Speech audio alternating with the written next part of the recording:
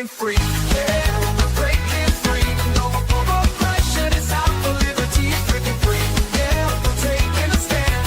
Freedom's in our hearts. We're reclaiming our land.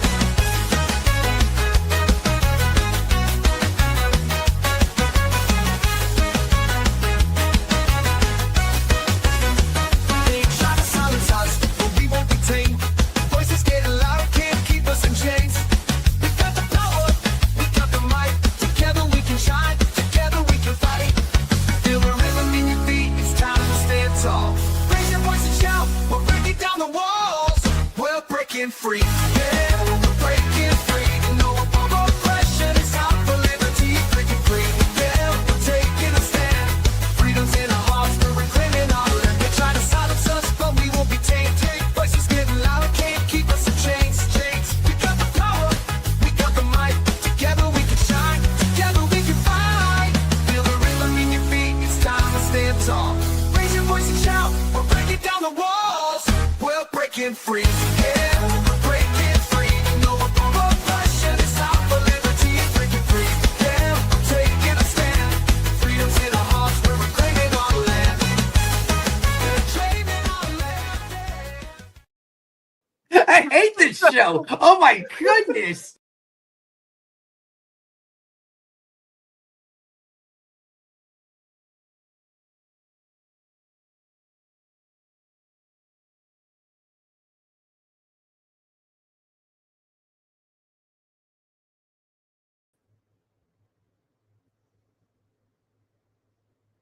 Happy Friday, everybody. Welcome to Are You Smarter Than a Politician? This is the political cage match where bold solutions win and bad ideas get wrecked. Tonight, can freedom survive endless wars, crushing debt, creeping censorship, and expanding state power?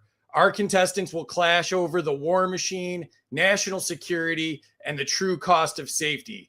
We'll test bold ideas on crypto, DeFi, tech, and energy, and ask if innovation can outrun government interference. From prisons to speech, surveillance to everyday freedoms, nothing is off the table. So get ready, because tonight you decide who is smarter than a politician. Joining us for the first time, Austin Peterson. He runs 4 Liberty Network, which is the number 4libertyshop.com. He's on social at AP4Liberty. And if you want to donate to his awesome organization, you can go to wakeupshowamerica.com. How are you tonight, Austin? Great. Thank you for having me on this show tonight. And I come and I intend to win tonight. I'm ready to rock. Awesome. Give a shout out to what you're up to and your organization. Oh, find the good fight to make sure everybody remembers that taxation is... That's right. Thanks, everybody. Where's the applause? There we go. Taxation being theft. Just trying to spread the word. Working on the local level here in Missouri, building a business, building an army of smoking hot redheaded libertarian ladies. My wife won. We just had another little sweetheart baby, Hazel Rose, and she's a cutie. And we're having an absolute blast living out in the woods with tons of guns, gold, all the ammunition you can need, far away from the liberal communists. And we're living large. Just, being an American. Awesome. Great to have you. Excited to have you. I've got mine here too. My taxation is theft right here. And I got the shirt I'm wearing is the Steal Your Wealth shirt. So got that going on tonight. So great to have you. Also joining us from your organization is Camelia. How are you tonight, Camelia? I'm doing great. Thank you. I'm just laughing at people in the chat already talking about Austin's pineapple shirt. Stop giving Austin points for pineapples. Everybody loves the pineapples. What are you going to say? What are you going to do? It's a pineapple. And you are on X at Rare Camelia, and you're a regular guest on Wake Up America show, and you're also the legislative director for Missouri for Americans for Prosperity. Give us some information about that, if you don't mind. Yeah, no, I spend a lot of time in the grassroots and also under the dome in our capital, and trying to make sure that good legislation gets through and bad legislation gets killed and good people get elected. Excellent. Well, great to have you. Thanks for doing this. And last but not least, last time he was on, he was the winner, and it is Hody Johns. He is part of Love First Christians on Discord. He has a great show with our buddy Big John, Free for All Show, which is freeforallshow.com. That's on Grumblings Media. And on X, you can find him at the Hode Man. What's going on tonight, Hody? How are you? Oh, I'm doing super great. I'm actually really excited to be here. I'm pinch hitting for somebody they may not know. Dan Smott's my good friend. Unfortunately, couldn't show up. And so I'm hoping to Lou Gehrig his Wally Pipp for those who are old enough for that. I also worked for Austin Peterson's campaign back when he was a libertarian. And I still have my Make Taxation Theft Again hat that I really love. But I have to say I became a liberal communist. And so now I do the no step on Sneck hat because I can't spell anymore. Sorry, everybody. Just don't kill us, murder us, and write on the bullets. Well, oh, no, I'm not going to work for ICE. Don't worry about that. No one's old enough for the Wally Pipp Lou Gehrig joke right there. So just throwing that out there. Like that's really old. That's like older than Republicans that get elected. That's that old, you know. Did I lose you? I thought let's see. I'm You here. there still? Okay. All right. Little glitch there or something. So cool. Let's jump into the chat and see who's here. Oh, let's say hi to Terry too. Terry, how are you tonight?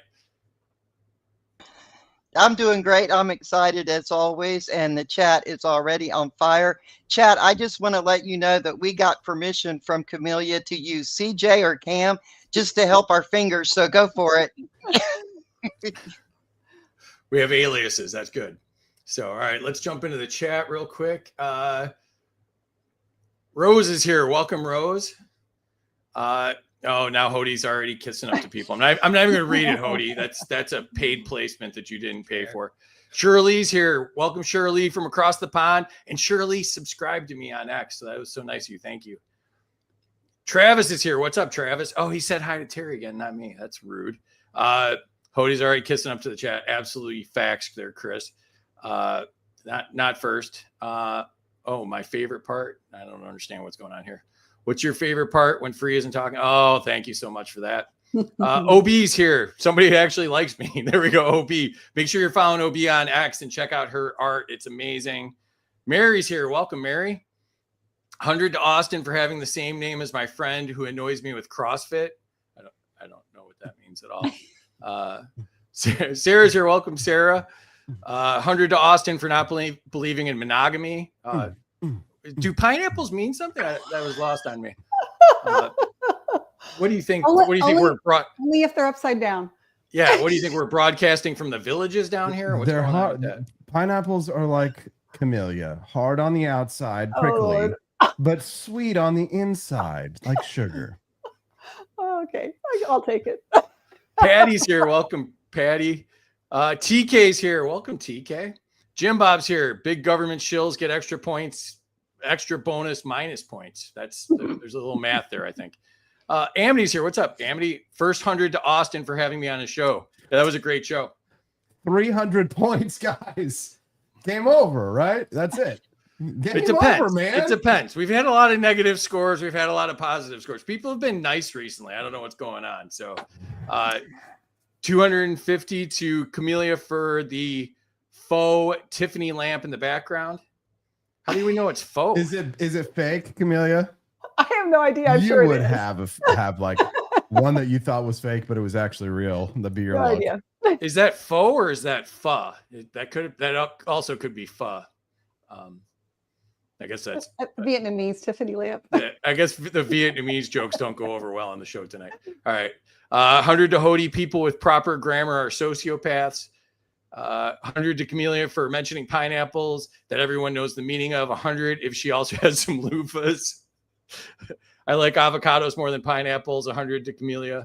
Why do I get covered by the super chats? Boo! I need 100 points just because my good-looking face and pineapple are covered. We can still see your face. We Hold on. can still see your face. Wait, hold on. Look at this. Let me switch it up for there. Well, that's even worse. Dang it. Hold on. Let's try this angle. This might be better. Wait, yeah, that looks better. No. Oh, perfect. You're not a frequent guest to the show, so you don't know complaining doesn't work well on the show. So I'll explain why in a minute. But 100 Austin for the pineapple because it belongs on pizza. Oh, that's so gross, Amity. Something to Terry. Steffi's here. Welcome. Is that your wife? Steffi Weffy, my smoking hot redheaded libertarian wifey right there. There we go. Thanks for joining us. I'm Papa B's here. Welcome. Mike is here. 100 to Hody, suited and booted, wearing the fry tie day. 100 to Cam. I did in fact have my phone upside down. 100 to CJ for the nickname. Excellent. All right, we're all caught up there. Let's jump into it then. All right, so please share this out. Bust the algorithm. Sometimes X likes us, sometimes they don't. Jump into YouTube or Rumble if you want. We're trying to establish those a little bit, just in case things go bad on X.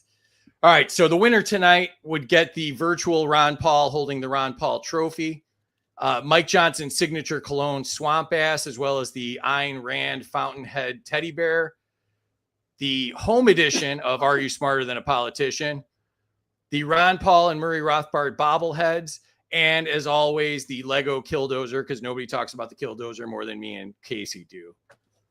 Here are the rules. I am the government. Whatever I say goes. Scoring errors count. Life isn't fair. Suck it up, Buttercup. Nobody cares. The rules are you can debate each other. You can veto someone else's answer. You can tariff someone else's answer. And in the true duopoly style, you can reach across the aisle and redistribute an answer. Now, everybody starts off with negative 500 points because the government gets paid first. Here's how scoring works. The chat controls the score. You can give or take up to 100 points from the contestants.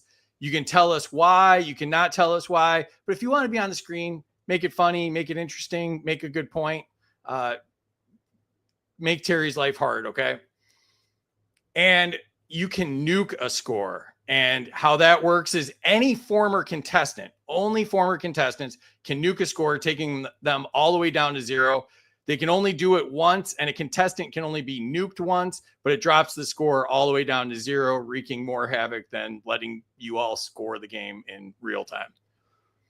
Lightning round. So here we go. I'm going to put Terry back in the command center here. She does the chat and all the scoring. So like I said, make her life hard. Thank you, Terry. All right. First question to you, Austin. Category is freedom. Should the need for security ever supersede the right to freedom?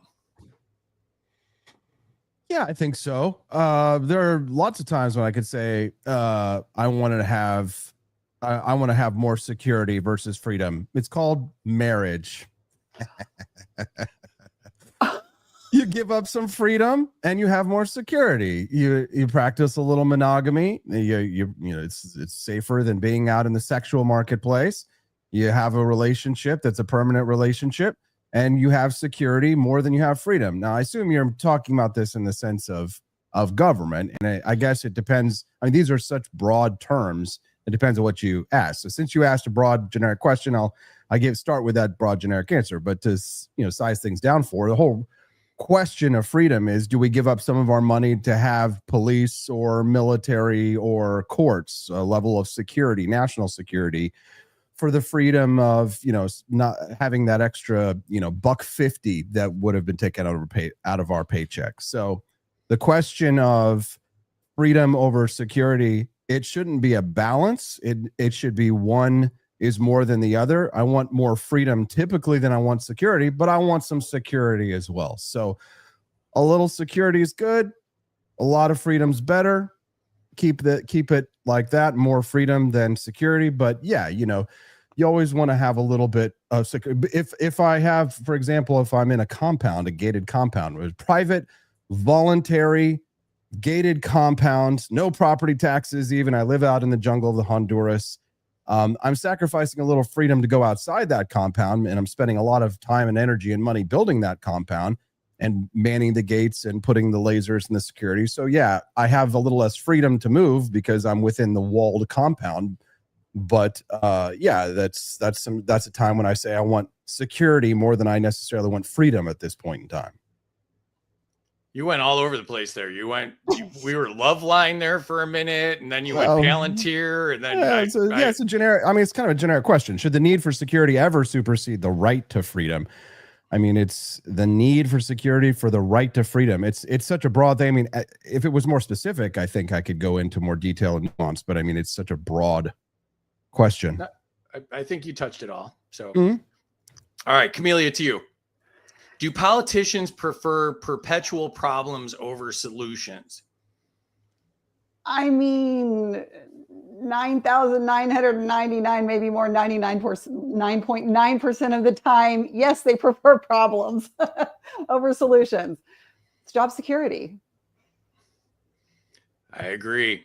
All right, Hody, to you. Are Americans freer today than 50 years ago? Ooh, this is a fantastic question. Government has grown, but then again, so has our culture, and so has our education, and so has the internet. So yes, we're freer. I mean, it just flat out. Obviously, we have more rights that we didn't enjoy before. We have longer lives. We know more. Simply, you eat a piece of food and you don't know what's in it. We have the education now to educate ourselves. Say, hey, here, we know what's in this food. We have the internet. Such a liberating thing. No thanks to government for trying to wheel back all of our freedoms and take us back to this like guarded gate age of like the 1920s depression stuff, right? Like we are freer, no thanks to the government. We are freer despite the government. All right. I also forgot, let me jump in real quick here. And I forgot to mention our Friday sponsor is Zano. If you're tired of surveillance coins dressed up as freedom tech, Zano is the real deal. Open source, enterprise grade privacy, scalable and secure, build, spend, and tokenize any asset without the peeping eyes. Zano isn't just private. It's none of their business. So if you're new to this space, you can visit intro.zano.org to learn how Zano gives you the power to own your data, your money, and your assets all in one simple, secure platform built for real world freedom. And like I said, you can check it out at intro.zano.org. And I also forgot to mention, if you want our swag, like the shirt I'm wearing tonight, Taxation is Theft, or any of this other stuff, we also have the mugs available. You can check those out there. So, and also I got subscriptions finally on X. So if you want to subscribe to me on X and support the show, you'll get exclusive content, events, show credit, discounts on merch, instant follow, and priority DMs. This is basically your backstage pass. So if you want to be on the inside track with our show, you can subscribe to us. And we appreciate that Shirley and Amity and Dr. Charles Belay, a bunch of people have subscribed to us. Appreciate that. And Terry has subscribed to us as well, trying to prove that she has the worst job in the world. Now she's paying to be here. So appreciate you, Terry. All right. So that was that. Back to it. Austin, to you. Category is the war machine. Is endless conflict inevitable under current military policies? Yes, but I also think endless conflict is inevitable, whether or not we have their security policies in place or not. People are always, conflict is throughout all of human history. We're always going to have conflict. It's a question of how much do we provoke on our own versus how much do we have to act in defense because somebody doesn't like us or our face or the way we look, or they don't like Bitcoin camouflage baseball caps. So is it inevitable under our current situation or military? Yes, but it's also just inevitable. Conflict is always inevitable. And, I teach martial arts classes on Wednesday nights. I've been doing it for like 20 to 25 years. So I know a little bit about violence and I know a little bit about conflict. And when you talk about the question of who's aggressing, right, it's a really muddy issue. So, is it from our current military policies? Yes. But whether it's Democrat, Republican, or Libertarian, who's president of the United States, conflict is inevitable. How you deal with it? Can you do it in a cost-effective manner? Things like that. Those are big questions. All right. Camellia, to you. Does foreign military intervention ever make us safer?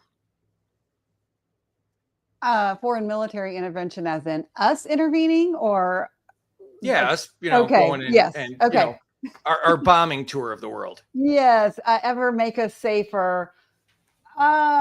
Boy, like that. That can be a nuanced question. I'm going to say rarely. Like, do I think that there are times where it could help us in a larger existential threat? Maybe, but you know, most of the time, no. There are very few things where that you could see an outcome that affects us directly. I mean, if you were talking like Canada or Mexico or something like that, then maybe we can talk about something like that. But when you're talking overseas, it's hard to think of a situation where there's a direct threat that would warrant that. I agree. Hody, to you. Does terrorism grow because of foreign intervention?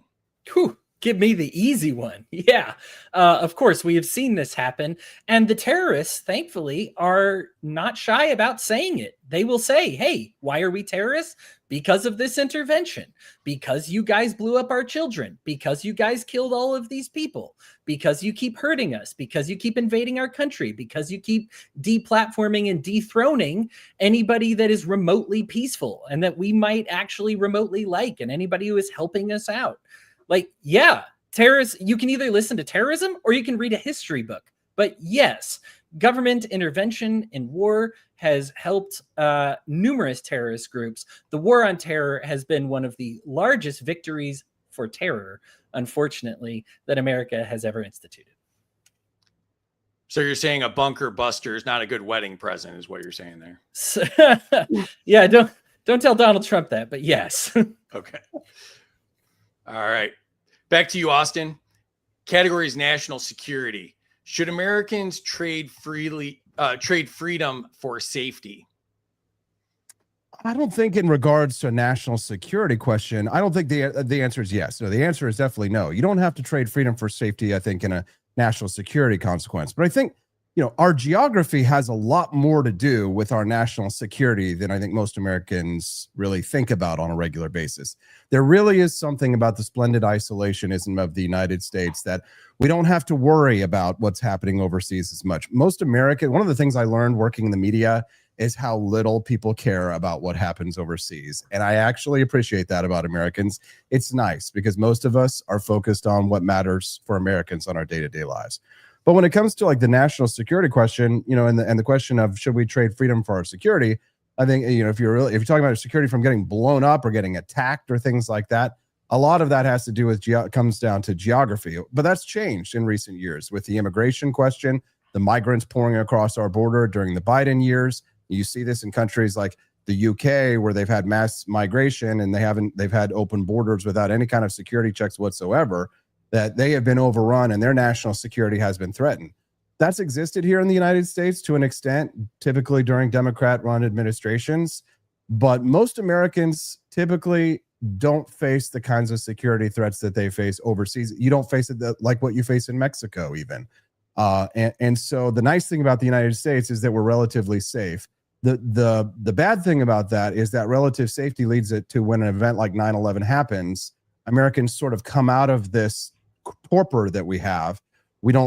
Because we haven't been engaged in constant hostilities or border hostilities or wars with neighboring countries, that all of a sudden we're like, why do they hate us? What's going on? What's Vietnam? What's Iraq? What's Afghanistan? Right? And most Americans, because they haven't been paying attention, they're not always ready to deal with the threat that has been perhaps building up for years and years. So that sleepiness, that isolation, it has its negatives and it also has its positives. The positives are that we worry about our own business.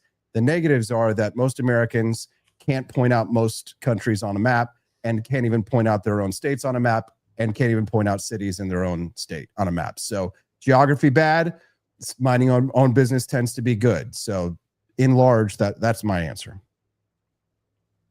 All right. Camelia, to you. Should Congress reclaim war powers from the presidency? Heck yeah. I mean, I think you gave me the easiest question tonight, right? The answer is unequivocally yes. Too long, Congress has handed over their authority to the executive branch, and it's time to take it back. Amen. I agree. Hody, to you. Is the Department of Homeland Security too powerful? Yeah. So let's have a cursory view of what the Department of Homeland Security does. Oh, wait. With thanks to the One Big Beautiful Bill Act, they can now monitor your phone without a warrant, just under suspicion of anything. They actually have been given diplomatic powers military powers to usurp the diplomatic process, both overseas and domestically. We've already seen how this goes. They spy on people. They have spied on their ex-spouses. Factual thing. Spied on their exes more than they have spied on terrorist units. Like, they are just flatly not doing their jobs. They're wildly not helping us out. And they're doing things that make us less safe. Yeah, the Department of Homeland Security is way too big. ICE being turned into another branch of the military under the One Big Beautiful Bill Act, along with the IRS getting the same powers and expansions. Absolutely ludicrous. I love Homeland Security. I'm with Austin. I love safety, but what's the best way to be safe? Well, we've only ever had 3 wars ever. Go ahead and look this one up.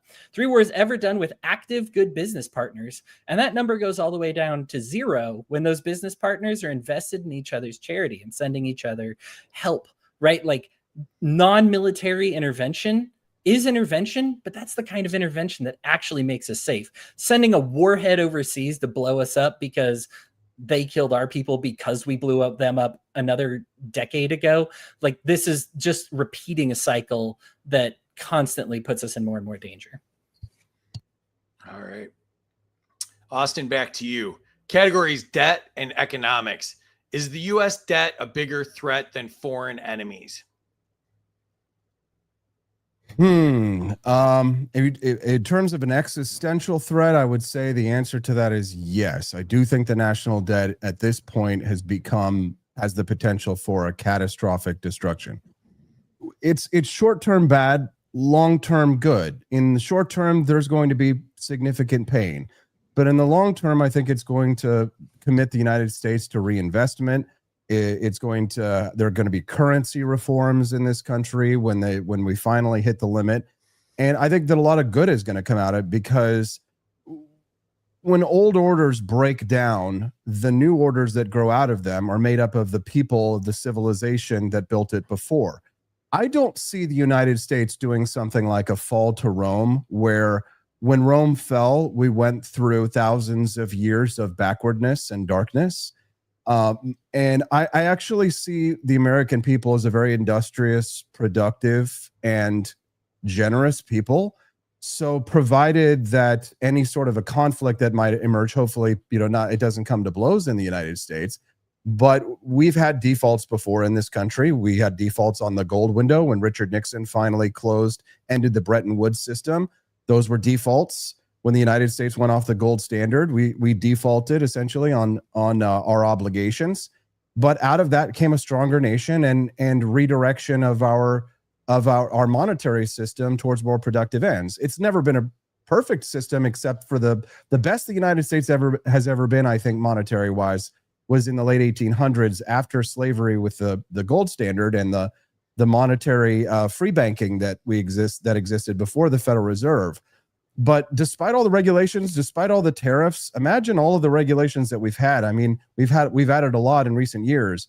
But I think that if the United States does go through some form of a reallocation of resources due to a financial collapse, I actually think the United States is going to come out of it long term much better off. All right. Camellia, to you. Will the $37 trillion plus debt ever be paid off? No, I'm not sure how to filibuster with this one, because there's nowhere to go with this, but no, it's not going to happen. I think, like Austin said, we're going to end up hitting, a default scenario, and we'll have to start over, so to speak. But yeah, no. Absolutely. And tariffs will not do it, by the way. I know everybody says tariffs are going to do it. Tariffs are not going to do it. Don't skip ahead. We're going to talk about tariffs. I promise.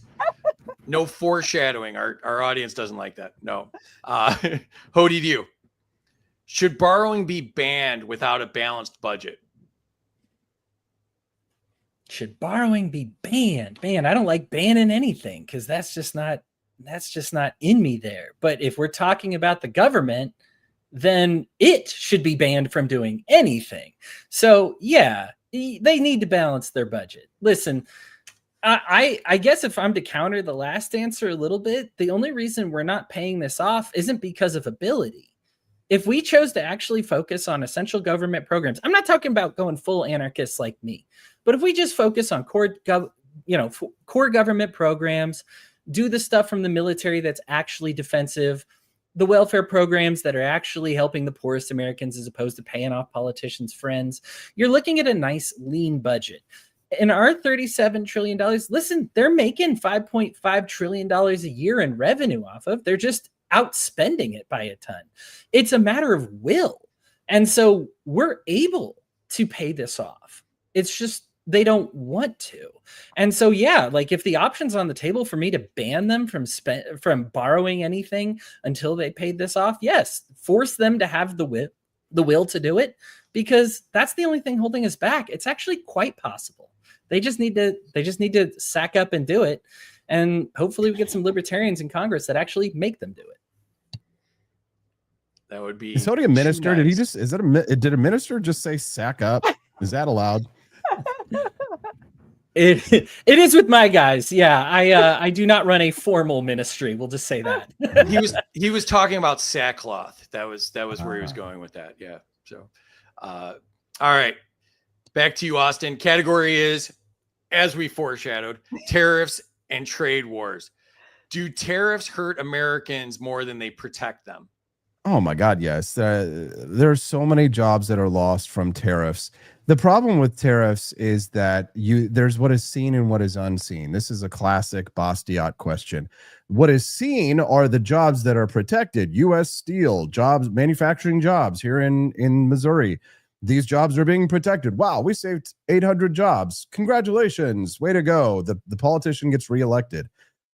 But nobody even thinks the 1,200 people that lose their jobs, maybe 2,300 people who lose their jobs, double the amount of people that lose their jobs because the increase in prices, because they run a different manufacturing shop and they rely on inputs from overseas like pig metal or slag, and then they turn that into knives and sell those in the market. Manufactured here in the United States with parts from overseas, they lose. They lose their jobs. And here's the thing: they don't know. Most of them have no idea why they've lost their jobs. So it's tariffs are great. If you're a politician, tariffs can help you get reelected. But in terms of economic power, it's a deadweight loss. I agree. Camelia, to you. Are tariffs a tax by another name? Yes. Nice shirt, Camelia. Thanks. This is really old, actually. Like, this is round 2 of the whole tariff thing, right? We did this like several years ago too, except for at that time they were threatening tariffs on avocados is where this came up. But here we are once again, and tariffs are taxes. And I'm not even sure what question I'm answering now. They're taxes by another name. Yes. Sorry. Like, I get started on taxes, I get a little annoyed and frustrated, and they absolutely are. And I've had an earful in it from a policy perspective here in Missouri, because we have farmers and robotics business owners and all kinds of small business owners that are suffering directly as a result of the tariff policies. And now I am not going to be able to afford more upholstered furniture or kitchen cabinets or bathroom vanities because we're tariffing the daylights out of them as of today too. Absolutely. Yeah. It's just a new tariff every day. It's insane. Hody, to you. Do tariffs risk turning allies into enemies?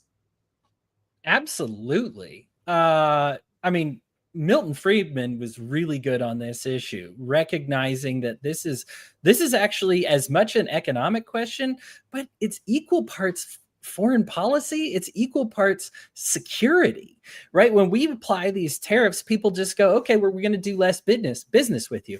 What did I say already? There's only been 3 wars in human history done between good business partners. And think of all the wars that have happened.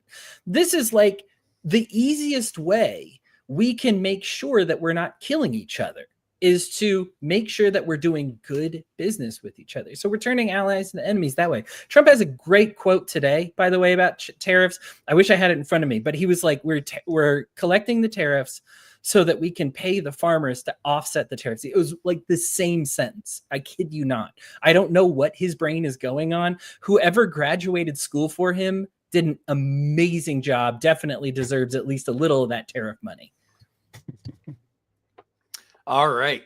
That brings us into the scores. If you haven't entered your scores in the chat, please do so now. And let's jump into the chat and see where we're at. Dan wants to know if he's chopped liver. Well, we got pineapples and avocados. Yeah, you can be chopped liver if you want. Welcome, Dan. Casey's here. Make sure you're checking out his podcast on Wednesday nights at 8 p.m. It's awesome. Patty wants to know if he can nuke the government. I think that gets you on the no-fly list. So I'm not sure I would recommend that. 100 minus 100 for Austin for monogamy. That's not very libertarian. Austin just said, govern me harder, daddy, minus 100. Minus 100 to Austin, same thing. Minus 100 for the half-hour answer on security. That could have been Austin or Hody, to be fair. So welcome, Vernon. Check out Vernon's show, too. And Vernon's on here all the time. We appreciate you, Vernon. Yeah, we got Dr. Blaze here. Welcome. And another minus points for being verbose. Womp womp. Yeah. Hody got points for wearing a tie, but loses them if it's a clip-on. 100 to Hody for having the biggest beard, which is unusual. That's a rarity. Points to Hody for the cyborg headphones. Yeah. Points to Hody for making sure the government doesn't get credit for innovation. Minus to Hody for thinking we are more free than 50 years ago. Did he miss the deplatforming under COVID? Women can have bank accounts burning. Yeah. Come on. Well, there was no deplatforming back 50 years ago either. So unless they took away like your telephone or something, I don't know. You're allowed to report your spouse for physical and sexual assault, Vernon. Please. I lost points for selling out to the amazing services of Zaino, so I'll take that. Minus to Hody, your background being sharper than your face. I got 84 points for the ad read. You'll do better next time. Yeah, I aspire to do better. I'm a White Sox fan, so hold that against me. William's here. Welcome. But I lost points because they don't trust the government. That's fair. Zach's here. Welcome, Zach. You all get negative points because that's the game. Yeah, Zach thinks that you win with a golf score, and we haven't been able to convince him otherwise. So points to Austin for Cobra Kai. Points to Austin for being a stunt double for a real libertarian. Points to Cam for making the podcast less mustachy. Thank God, not yet anyway. And I might say, I do appreciate it, Cam. I really do. Points to Austin because I used to live in Arizona. Points to Hody, duh. Points to Hody for terrorism. That reads wrong, but he'll take the points. Minus to Austin for being a stunt double for a real libertarian. That twice. 100 to Cam for knocking it out of the park. Politicians haven't fixed anything in decades. Maybe centuries. Points to Hody for not going full mustache. Well, he's working on it. This is as good as it gets, unfortunately. I'm sorry. Points to Hody for wearing last night's tie. Well, I mean, he might not have been home since then. What a He's pastor. tattletale. Big Yeah. John. Points to Austin for being the only one on the panel to run for president. Facts. That was awesome. Minus to Austin. People should question their security and who suffers from it regularly. Points to Cam for the swear jar. Yeah, that's good. Points to Hody for using words before Austin uses them all. Minus to Austin for talking more than Maj and Termat. Our chat's ruthless. Minus to me for not getting a bunker buster for him for his wedding gift. That's fair. Points to Hody for being able to weave the scary DHS narrative while being all cuddly and friendly. He does do it in a very cute way. Minus to Hody for trying to challenge Austin for the longest answer. Points to Camellia for tariffs, won't do it. Minus to Austin, Empire Building makes us less safe, Ron Paul 101. Points to Austin for starting Movember early. Points to Austin, dependable currency is freedom. Points to Camellia for skipping the filibuster. Kilburn's here, reposted. Thank you. Points to Austin because the other contestants piggyback off his answer. Well, he does go first, but I'll allow it. Minus to Camellia for foreshadowing. Yeah, see, I take responsibility. I brought that on you. Points to Hody for understanding that if spending were held flat, not even decreased, the entire debt would be eliminated in 10 to 12 years. They'll screw that up. Points to Hody for mastering dramatic head turning while he talks. He is doing that. Points to Hody, government must be banned from anything. Points to Austin for breaking from his boy Trump on tariffs.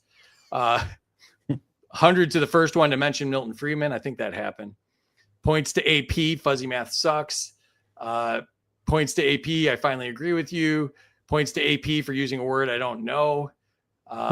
Points to Camellia, tariffs or taxes. Points to Camellia, throwback to tariffs on avocados. It'll be back, Dan. Trust us. Points to Hody for saying Milton Freedom. This pleases me. Minus to Hody for buying wood paneled headphones. Points to Camellia for the piano. And 500 Austin for the yellow sticker. Taxation is theft. And points to Camellia for fellow musician. So you get points for your background. So that's good to know, right? All right, so let's jump into the scores here and see where we are at. And wow, Camellia jumping out to an early lead, 1150. Austin right behind with 1,000 points. And Hody apparently hasn't started to play yet. He's only got 500. Hody, what's the problem? Some simple math. What popped up on the screen was already more points than that. But I am going to say that I'll probably get negative points for complaining about it. So I'm just going to put a smile on my face and just say, boy, at least I'm trying my best, you guys. I'm pinch hitting today. What can I do? Do the on paper, boy. Do the Cupid doll face. That's working for you. Okay. Austin, second place. What do you think so far? I'm having a blast. This is fun stuff. And I'm glad to be here with you guys on a Friday night. Let's have some fun. Keep going. Awesome. Camellia, the early lead. What are you thinking? Thank God for the chat. I knew I would have to depend on them. Step 1, be a girl. You're right. Step 2, question mark, question mark, question mark. Step 3, profit. I think we're the only show where you get extra points for being a cool lady in the liberty movement. So we take pride in that. So I know all 2 of them. Oh, there's more no. than 2. There's I'll more than challenge you on that. that one. There's more than 2. And that might have been a bad move with the chat, just throwing that out there. So. Okay, 8. Well, the other one's in the chat. There's some cool ones in the chat even. So Put the all shovel away, Austin. Should I refresh the I got scores enough to points see to how burn in that second went over? place. Yeah. All right, back to it. Austin, to you. This category is sponsored by our Friday night sponsor, Zano, and we appreciate them. The category is cryptocurrency. Should states adopt their own cryptocurrency for independence? Ooh, no, because the states should not be involved in the monetary supply at all. Applause, big horns. The way that question was worded is important. Cryptocurrency, I believe in a separation of money and state. The more they are separate, the more pure they shall be. There's my answer. Short, sweet, and 100% pure libertarian, baby. It was short, and you didn't insult any of the women in the chat, so that was a good move. All right, Camellia, to you. Does crypto protect against inflation better than the dollar? Okay, so I'm going to confess that my crypto knowledge is fairly shallow. I know enough to know that it's a good thing and to have some and to get a little every month. But I will say from everything that I hear from my really smart friends on this, the answer is yes. All right. Good answer. Hody, to you. Is cryptocurrency the best hedge against central bank power? No. The Second Amendment is the best hedge against any type of government power.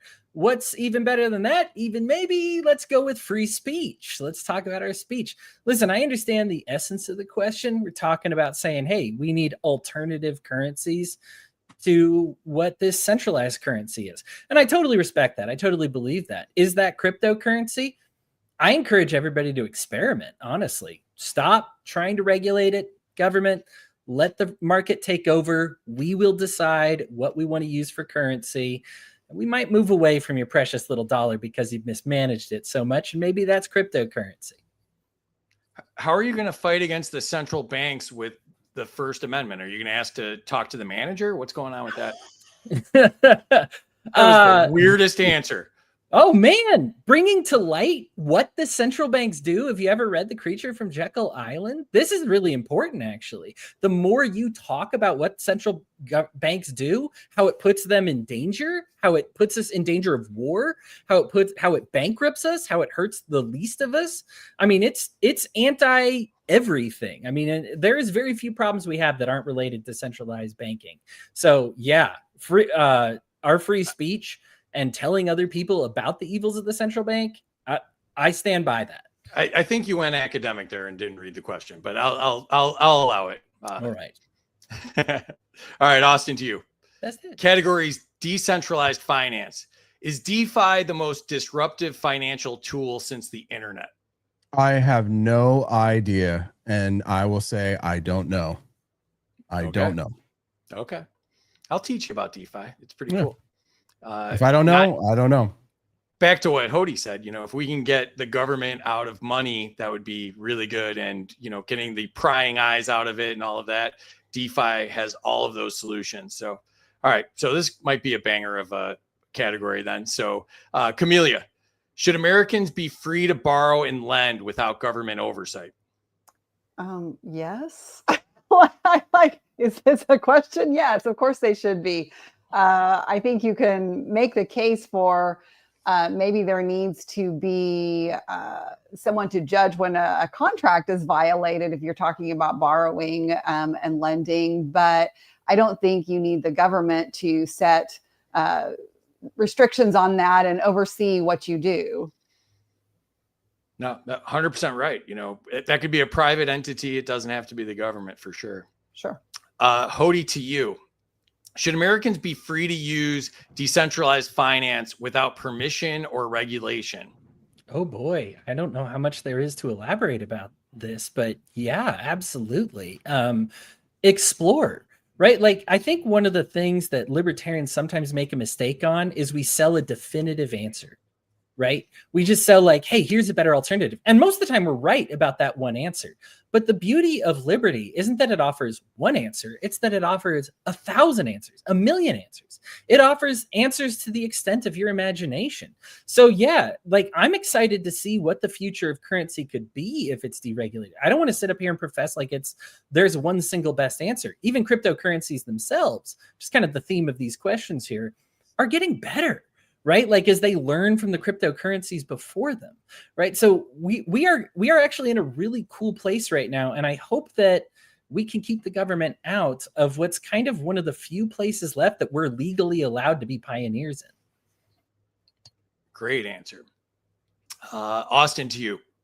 Categories: free markets versus managed markets. Can free markets exist under massive regulation? Well, the technical answer is no. It's not a free market if it's under massive regulation. It's more akin to what the Chinese communist market is like. Markets can exist under regulation. I think the fact that the United States is so wealthy and it has so many regulations really speaks to the power of the marketplace in general. I mean, the black market in the United States is obviously gigantic as well, and that never gets brought up in GDP measurements. But the fact that the United States is so enormous just speaks to the power of the marketplace. Even if you have a small amount of trade, what it can accomplish. Look where China was 100 years ago to today. Look where they were from the 1990s until today. Their economy is probably the best example of what capitalism can do very quickly. Not overnight, not immediately. It's not a cure-all. Free markets are not going to deliver you from despotism to liberty in a feather bed, as Thomas Jefferson said to the Marquis de Lafayette. There will be pain and suffering in the transition, but if you look at what happened with China in the 1990s, they deregulated their economy. China is becoming wealthy not because of communism. China is becoming wealthy because of the parts of their economy that are the marketplace, not a free market, but a freer. So it's all a matter of degrees. So can a free market exist under massive regulations? No, because then it's not a free market. But can a market exist under heavy regulations? Yes. It's just that you're missing out on all of the opportunities. It's like when Trumpers say, look at the tariffs and say, wow, look, the economy is continuing to grow. And it's like, yeah, but we're missing out on all of this growth that you're missing on the chart on the line that we wouldn't have had if you hadn't had the regulations and the tax on it. So again, another Frederick Bastiat moment. There's what is seen and what is unseen. Great answer. Camellia, to you. Should industries ever be too big to fail? No, I mean, there should be no difference in how a large industry is treated in a small business. So there's no more bailouts. There's not too big to fail. People and companies alike need to be responsible for the consequences of their actions. And yeah. All right. Hody, to you. Do subsidies distort the economy more than taxes? Man, subsidies are real bad, but taxes is, I can't. Subsidies are really bad, but here's the thing. They're dependent on taxes, right? You collect the money from the taxes so that you can give those away as subsidies. So subsidies are probably like the leading distorter of what we spend with those taxes, but ultimately the taxes themselves, just because they're the origin of all that, they got to be the number one distorter. And they aren't fair. Listen, you're quadruple tax, quintuple tax. Sometimes they appear, sometimes they disappear. They're unfair. They're so distorting.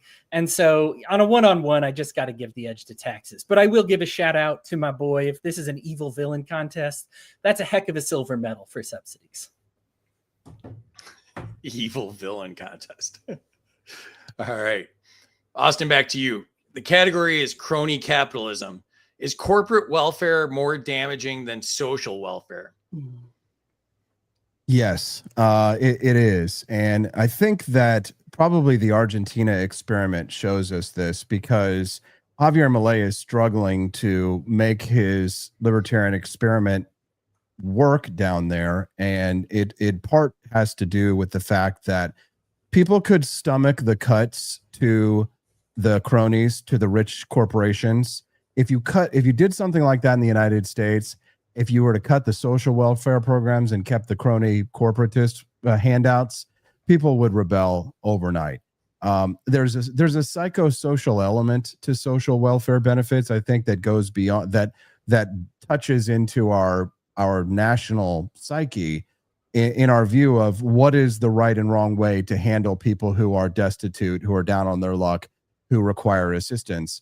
And the American people largely have rejected the libertarian view of charity in favor of a view of charity that is a forced redistribution. We reject this, but this is a universal problem. It's not just a problem in the United States. It's a problem in Argentina, where they would, as long as they get their $20 pesos a week, they don't care about the massive regulations that are going to, in 10, 15, 20, 30 years, turn it into a paradise after investment and concrete is laid and buildings are built. Most people only live month to month. They live paycheck to paycheck. And so they don't really sort of understand that cutting a social safety net would be in our best interest. They only see that it's giving the short-term pain.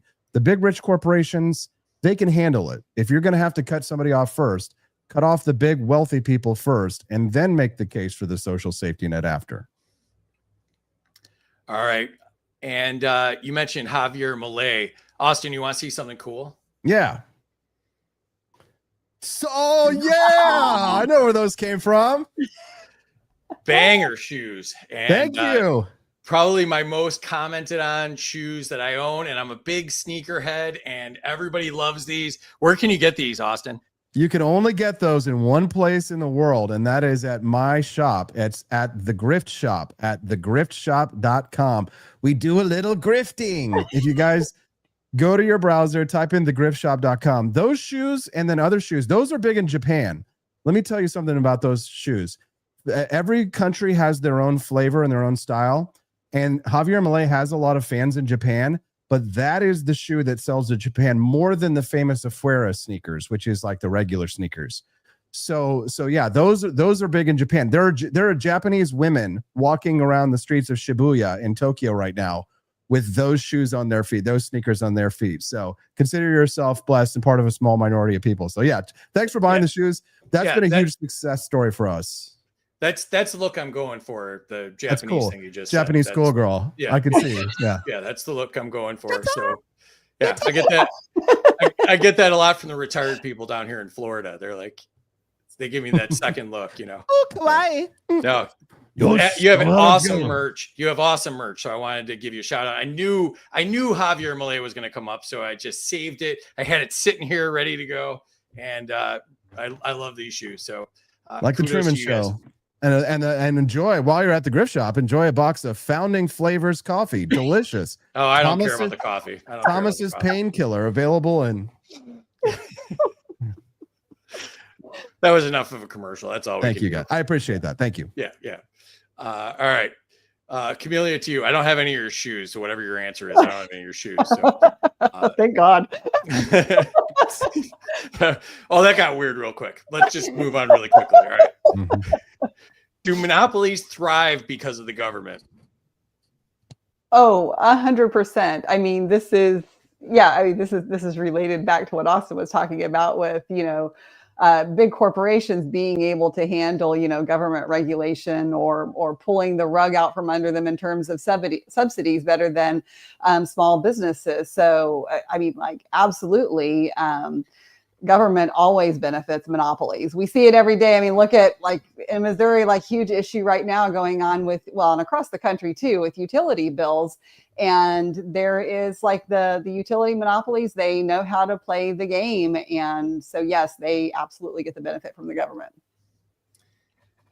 I'd like to step in here and redistribute Camilla's answer, because I love what she gave, and I'd like to tack on a little bit here. If you look back, I've done plenty of dunking on the One Big Beautiful Bill Act. Let's go back to the original BBB, the Build Back Better Act, Joe Biden's. You want to know how they capped the insulin prices at what they did? They made a trade with the pharmaceutical companies to cap it. I think it's like 240% of market value. It's blatant. It's there. It says it right there that you're going to pay 240% more than what the market would have it cost for this diabetes medication, which, hey, at least it's lower, right? I might be able to be like, okay, at least it's not 500% or whatever. The exchange on that, search the document for the word monopole. Don't do the end, because it changes the conjugation of word a couple times. The government blatantly gives them monopoly over every future pharmaceutical that might exist. It's a horrifying thing. I'm trying to get the word out there more often, because in case you're wondering why, like, what's going on with prescription drugs today? I don't remember this being part of the Build Back Better or the Inflation Reduction Act or anything like that. Yeah, you don't remember. It was not reported very well, but that's what's going on. Monopolies, and it's a terrible thing. I mean, people are finding medication that saved their lives went from literally free, and look up the drug Firdapse, went from like literally free to like $5,000 a month. And it was literally free just with the cost of like an advertisement on the side. I know it's a long redistribute answer, but I loved Cam's answer. I just had to add to that there because it is nasty. Monopolies are evil. That's great. All right. It's back to you. Hody, do regulations primarily exist to benefit major corporations? Ooh, no, they exist secondarily to benefit major corporations. They exist primarily because it gives them political power. Now, a lot of times that corporation reinvests to get that political power, but who is doing the investing? We need to keep our eye on the target on this one, right? I don't want to swat. I want to get at the root of the problem as opposed to swat at the branches at the top of the tree. right? Politicians and the government want to keep their power and reinstitutionalize it. They would not be able to do that if they were to permit free markets. And so therefore, as a secondary effect, they give away subsidies, they reorganize the market a little bit, they pick winners and losers. So it is not primarily to benefit wealthy CEOs. They're certainly in bed with them. But at the end, the guy they're in bed with is going home in the taxi and they're staying in the house. And so we got to evict the people currently in the house and maybe just look with scorn at the people who visit them in the taxi. All right. Austin, back to you. Technology and energy. Should energy be handled by the free market? 100%. I am ready for my own personal nuclear reactor in my basement. And the only thing standing in my way is the dang government and several treaties that prevent the private ownership of nuclear material. But I absolutely think that if there's one thing that absolutely should be completely marketized, it should be energy, 100%. And drill, baby, drill, build nuclear, all of the above. All right. Camelia, to you. Is nuclear energy the key to freedom? Yeah, one of them, yes, but one of them. I'm super excited about nuclear energy and especially things like, small modular reactors, those sort of things. I do think that when you talk about, I don't know, when you're talking about monopolies, this goes back to Austin's answer a little bit, but when you're talking about monopolies in energy, this is like something that we've been digging into because of everything going on with the energy markets. And it is incredibly complex where we've gotten in terms of utility monopolies. And it's easy to say that I actually think that up until now, it's been a natural tendency of the energy market to become a monopoly. I'm not sure that you could ever stop it from becoming a monopoly just because of the infrastructure aspect of it. However, I think that nuclear is the key to doing away with that tendency towards monopoly. And I think there are exciting times ahead if we can get all the regulations out of the way. All right. What are you doing there, Austin? I'm hugging my nuclear bomb, my private nuclear weapon. Oh boy. You're tempting the chat to nuke you right now. Yeah. Just throwing that out there. All right. Hody, to you. Does foreign oil dependency drive foreign wars? Again, this is another one where the people involved will blatantly say it. The people starting these wars will be like, they're taking our lifeblood and it's not going to our people and it's instead going overseas. And so, yeah, of course. I mean, to back up, the only way I can expand on this is to say kind of what Camelia already just said, right? Like, we need to expand in nuclear technology. We need more people with nukes in their basement, like Austin's got, right? Like, and hey, let's not limit it there. I talked about the pioneer status of economics. If we were to get rid of the central bank, let's not forget the pioneering that can be done with energy, the genius ideas that we've had. If we were only allowed to try, right? One Big Beautiful Bill Act forces us to buy certain amounts of oil, whether we use it or not. And that's not fair to people that are able to compete. It also gives the oil contractors first dibs on all the land sold in the United States. Thanks for that, guys. Appreciate that, Donald Trump. Right? Like, it's just silly because these could be used to do things that we know are better. I mean, like stuff that we know works, like thorium salt reactors, and like nobody's doing it. Why? Because government and oil. And then that leads to a security problem because we need to get more oil and we start more wars. It is so stupid that we are oiling this machine with the blood of innocent lives, both here and overseas. We're keeping people poor. It's just not right. All right.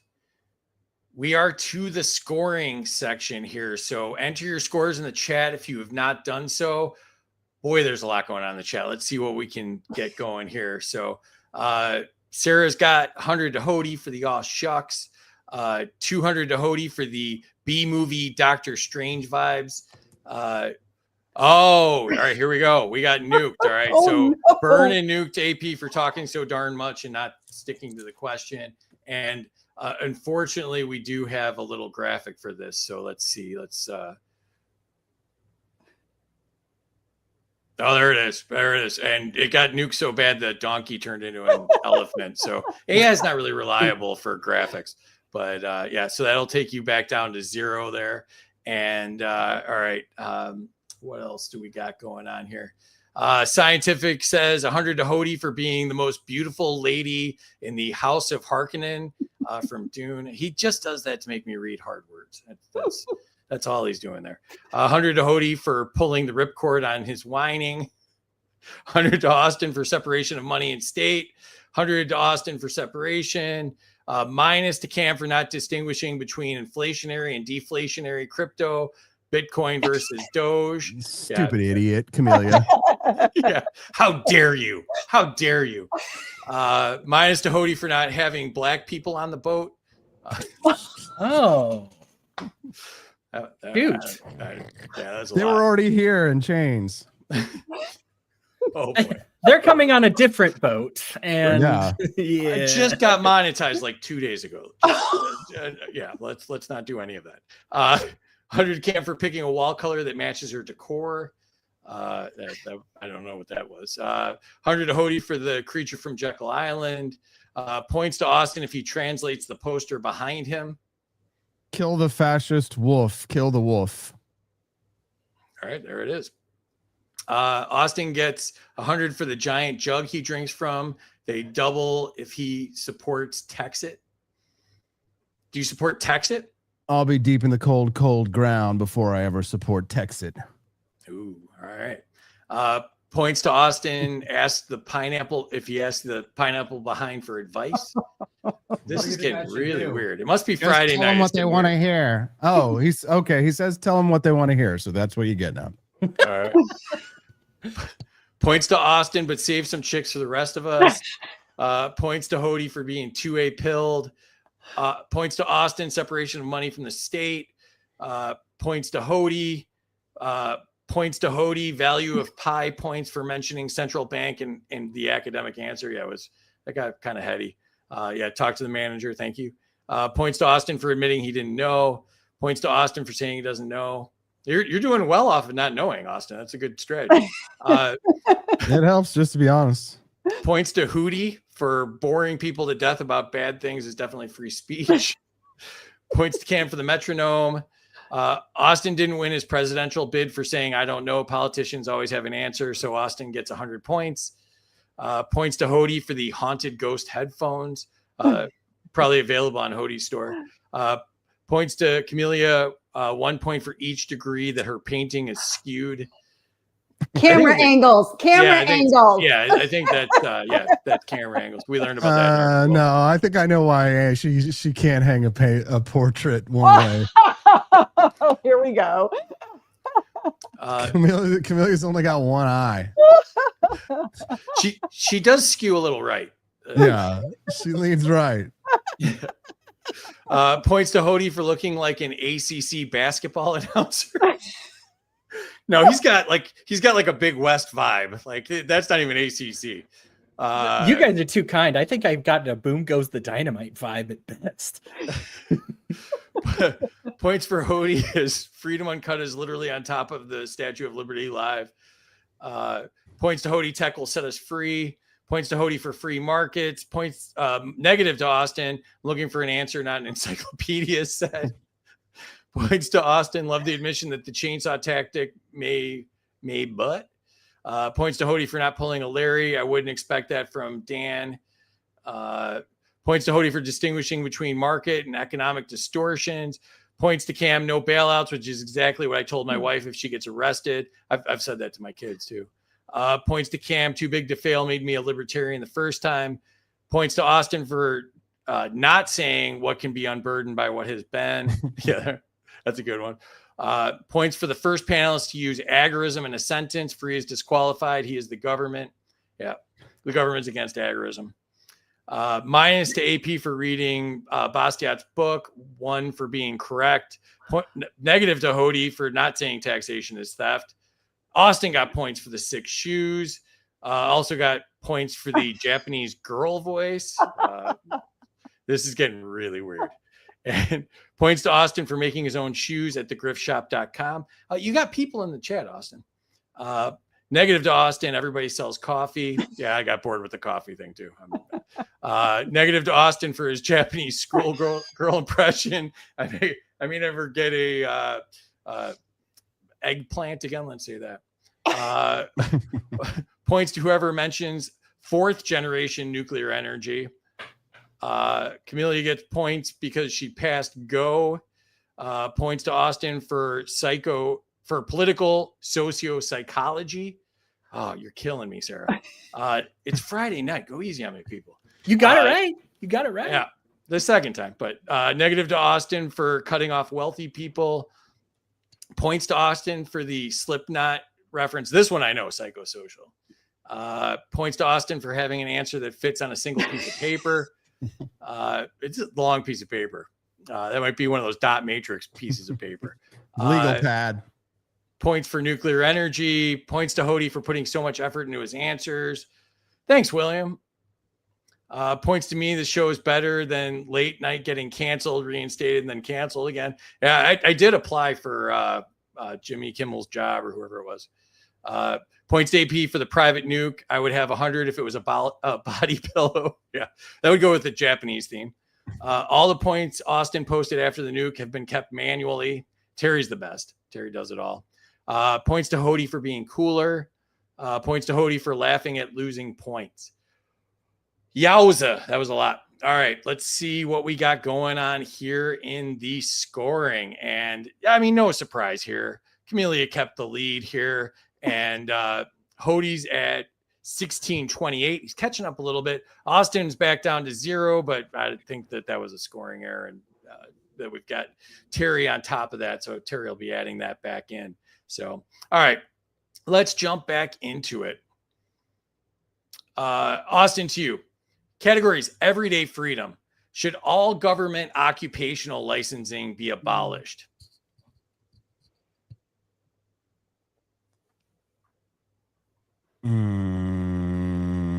God, I've never even thought that deep on that subject, but I know that all the occupational licensing I've ever seen. Yeah, I mean, I would be willing to go that far. I could see a world where private competing agents, private ratings agencies would jump in and compete to be the best, underwriters laboratory for doctors and lawyers and Indian chiefs. So sure. Yeah, I'll allow it. That's my line. You can't use my line. Camellia, to you. Should gig work be free of regulation?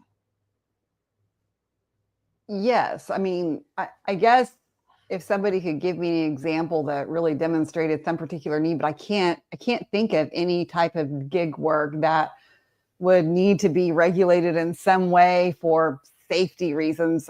I don't. So yeah, I guess the answer is no. So I can't think of a reason why. All right. Hody, to you. Should bartering be fully legal without taxes? Everything should be without taxes. So yes, that includes walking down the street or bartering or having a soda or whatever it may be. I'd love to elaborate more on this one, but if you're not familiar with the wonder that is bartering and the free markets, might I point you to Ludwig von Mises, Frederick Bastiat, Milton Friedman, wonderful guys. I think you'll learn a lot from Thomas Sowell as well. Free markets are just kind of cool, and not taxing stuff kind of makes that bartering end up being neat. All right. You blew the chance there to mention agorism. So I hope somebody deducts points for that. All right. Austin, back to you. State power versus self-power. Should the government ever legislate morality? Yes, and it should be a libertarian morality. You should have laws against murder and against fraud. It is immoral to commit fraud. It is immoral to initiate violence and commit murder. So in that sense, yes, you should legislate morality, but the morality that should be legislated is one that adheres as closely to an individualist libertarian view as possible. All right. I'm going to use a debate point if I can for that answer. All right, let's do it.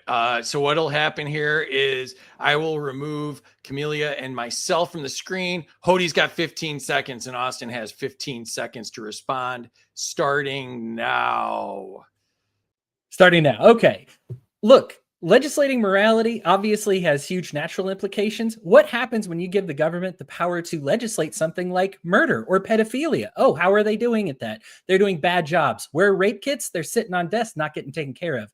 This is stuff that markets and human beings and societies would do a much better job if the government would get out of the way and let us take care of it. Yeah, I'm familiar with the arguments from the trans the kids and give heroin to 5-year-olds anarchist wing of the liberty movement. I just think that they're immoral and they should be regulated out of existence. The pedophiles and the heroin dealers to 5-year-olds should be rounded up and placed in prison, if not, and after a speedy trial, perhaps put out back into the wood chippers. So it's immoral to violate the rights of children who have not reached the age of consent. It is immoral to take away their right to choose what to do with their bodies because some leftist mother with her own psychotic breakdown episodes decided that she wanted to have a trans kid so that she could fit into Southern California. So yeah, it should be immoral to commit acts of violence upon children before they've reached the age of attainment. And in that way, it should be illegal to do such a thing. And in that way, we legislate our morality. Do you trust politicians with it? All right. That got a little spicy. That was worth the debate right there. Let's see what the chat thinks about that. We'll jump back into that in a second. All right. Camellia, to you. Should the individual always outrank the collective?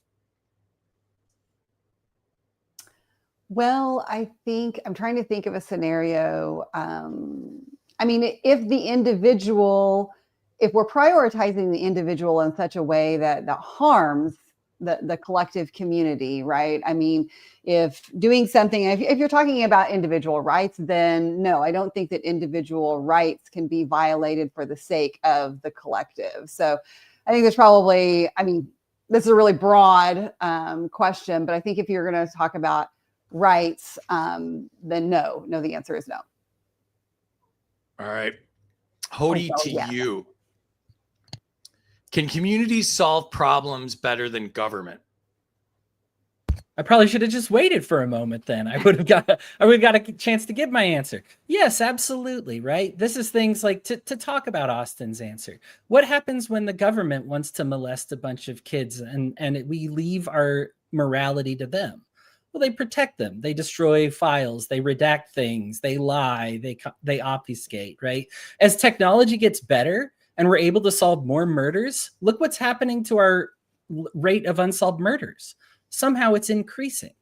Are you telling me that a market with the same technology suddenly just doesn't care about murder anymore? That these communities have just said, oh, I don't care about murder, whatever. Oh, somebody molested a kid. I don't care anymore. No, you need government to make people not care about that. Because human beings, we care. Communities care. Politics is downstream from morality or from culture, right? So if we have a healthy culture, then we're going to do healthy things, right? If we have a society that is completely unethical, well, then the politicians are just going to be the most unethical. So even if you can find an instance where it's like, well, most people are wrong on this issue, so I want to legislate this morality, that's not going to happen, right? We've seen this, and this isn't like projection on my part. This is simply the way things have played out. And there's no reason for these sexual assaults and murder rates to have less of a solution rate than with better technology than we have now. The only explanation for that is that we've given it to the hands of the government and said, you solve it, and they haven't done it. Our communities need this power back. All right. I'm going to jump ahead here because we're running a little long. So this is a new feature where I want you to rate where Trump is at this point in his administration. This is the Trumpometer. It goes from 1 to huge. And I want you to tell me how you think Trump is doing on that scale. Austin, to you. If you had asked me back during the Great Liberation Day tariffs, I would have put him down at 4.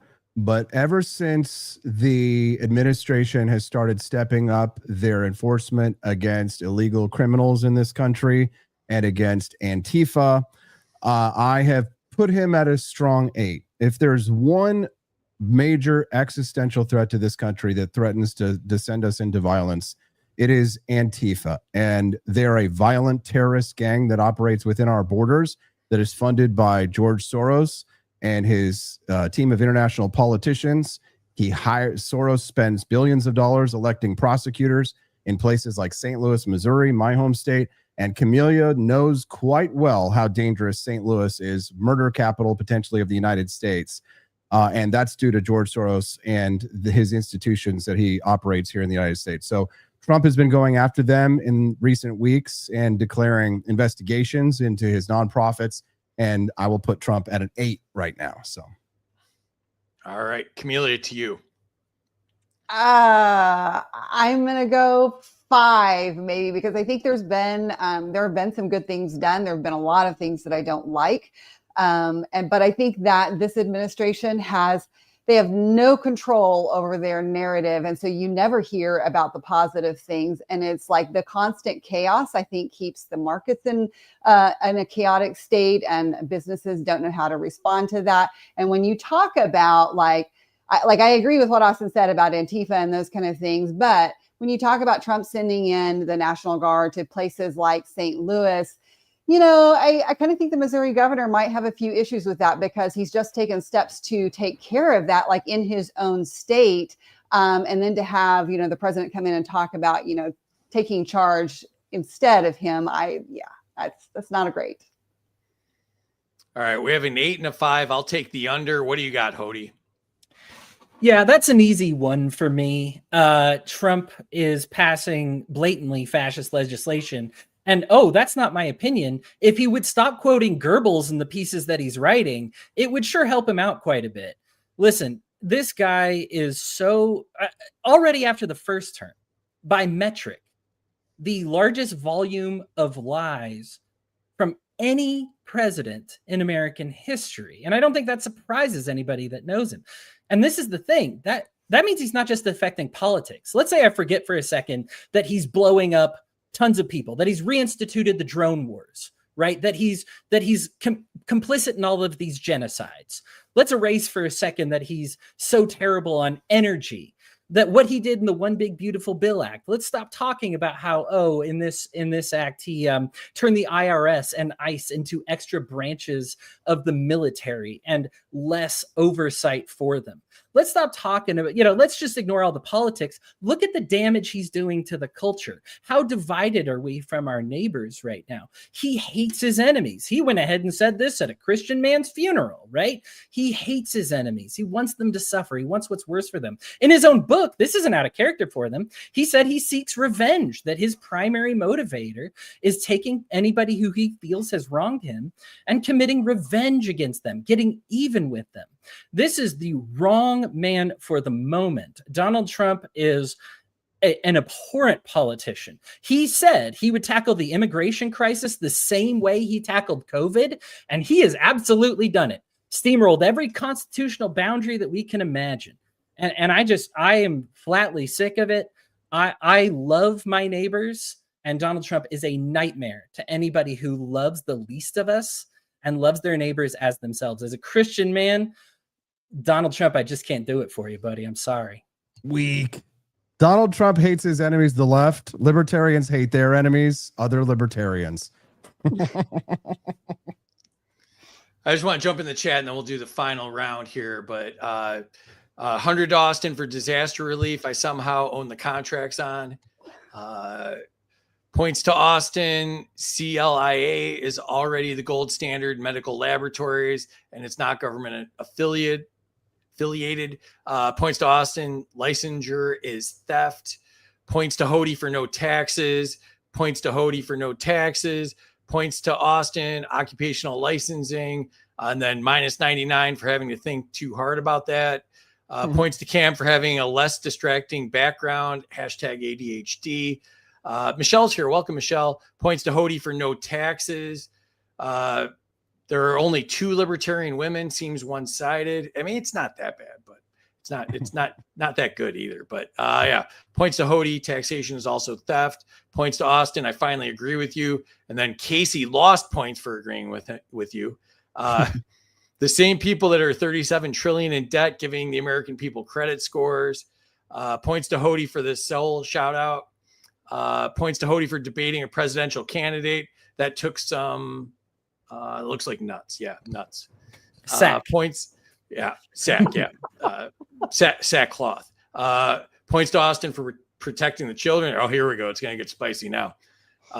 Points to Austin for the wood chipper. Of course, the individual is more important. Thanks, Jason. Points to Austin for being against fraud, which is surprisingly lacking amount some loud libertarians. Welcome, Kobe. Points to Hody, never let the government do morality. Minus to Austin for the demagoguery. Points to Austin for protecting the children. Points to Austin for understanding some morality needs to be legislated. Minus to Hody for losing the debate with Austin. Minus to Austin for the wood chipper. Minus to Austin for straw manning and going over time.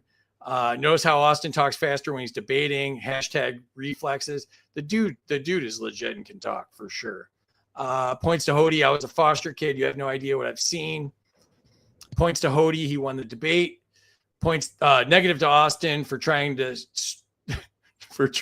stroke a rage eggplant. Oh, this show is so weird. Minus to Hody for not recognizing that criminals are imported and not known in the communities they are bust into, hence lowering rate of crime solving. Points to Austin and Hody for debating, and I have no idea who was winning. Points to anyone that votes 6 or above for Trump, minus 100 for anybody below. I wonder what his politics are. Yeah. Well, I mean, if you watch the memorial service, he'd give himself more than 6. But Antifa isn't a gang more than MAGA is. Minus to Austin for giving an authoritarian Trump an 8. Minus to Austin, technically Trump ate a lot. That oh my God. All right. Goebbels, not gerbils, minus 100 to Hody. Points to Cam for governors being in charge of their own National Guard. Points to Hody for pointing out that Trump pinching Goebbels material. Luckily, he wasn't pinching gerbils because that could have gotten weird. Points to Hody for having a Trump answer that doesn't smell like, yeah, all right. Points to Hody. Trump isn't Goebbels, but Stephen Miller is. Minus to Austin for accusing me of having feelings. Million to Terry for putting up with all this BS. Yeah, for sure. My wives are libertarian. Negative to Austin. And points to Hody, points to Cam, minus to Austin. No time to explain. Yeah, don't tax yourself. Just do whatever you want. All right, last round. Hope you guys have time for this. I went to a lot of effort, as you can tell by the graphics here. So, all right, we did that. All right, so this category is pick one. Austin, to you. Best way to expand economic freedom: cut federal spending, deregulate small business, lower marginal tax rates, end corporate subsidies, or abolish unnecessary occupational licenses.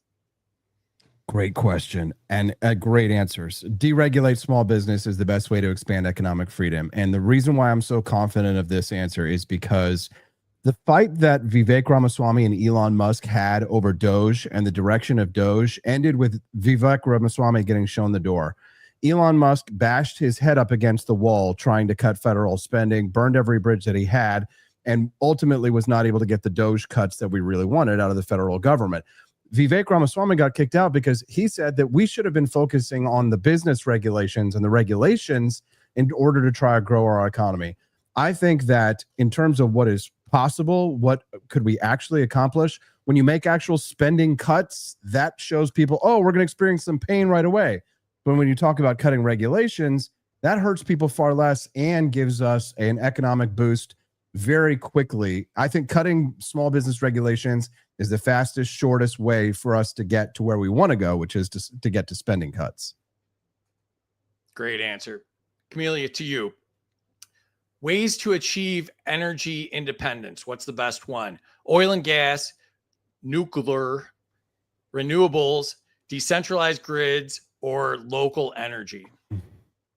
I have to go with nuclear. I think that's where we're going. I think that the technology is there now and we can utilize it now. I think the other things are harder to accomplish. I tried to do the Bush nuclear. Nuclear. Nuclear. Nuclear. All right, Hody, to you. Who profits most from wars? Defense contractors, politicians, foreign allies, banks, or global organizations?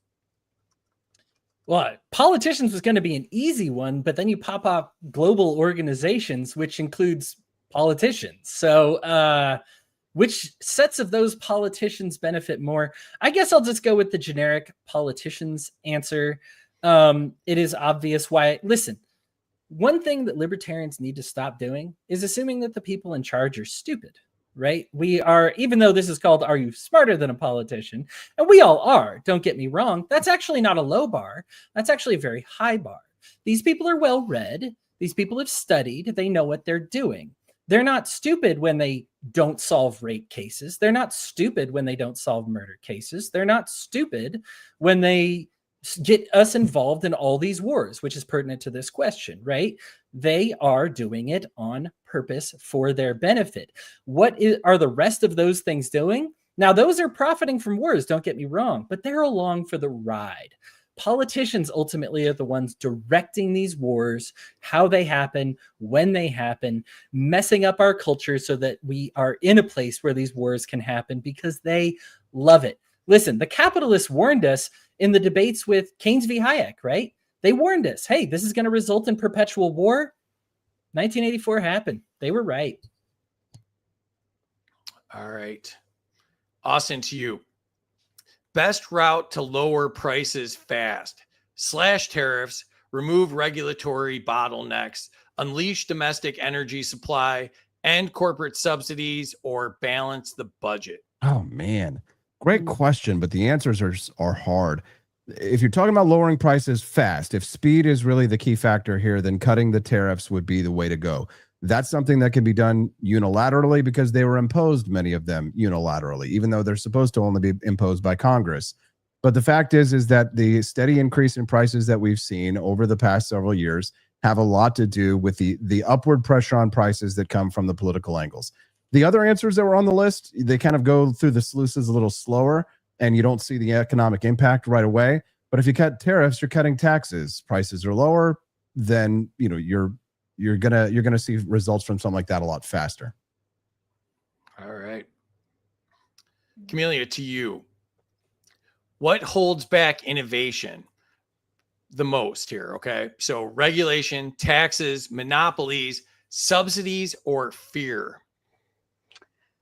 Oh, well, it could be a lot of those things, but I'm going to go with fear because I think fear is what, especially for, when it comes to things like AI and energy, like fear is what's been holding people back from embracing the technology race that's going on. And I think fear is also what leads to all of the regulations. So that too.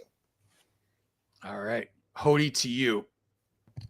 Ways to reduce prison populations. Best one.